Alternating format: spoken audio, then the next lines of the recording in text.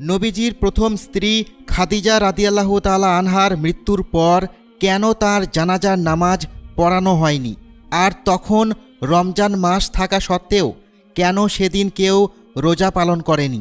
আল্লাহর রাসূল সাল্লাল্লাহু আলাইহি ওয়াসাল্লাম খাদিজা রাদিয়াল্লাহু তাআলা আনহাকে এতটাই ভালোবাসতেন যে যত দিন তিনি বেঁচে ছিলেন তত দিন তিনি অন্য কোনো নারীকে বিবাহ করেননি।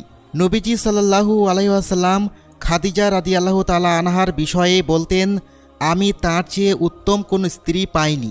কিন্তু আপনারা কি জানেন কেন খাদিজা রাদিয়াল্লাহু তাআলা আনহার ইন্তেকালের পর তার জানাজার নামাজ আদায় করা হয়নি?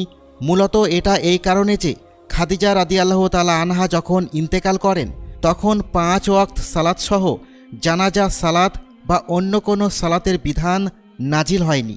ঠিক একইভাবে হজরত খাদিজা রাদিয়াল্লাহু তাআলা আনহার ইন্তেকালের দিন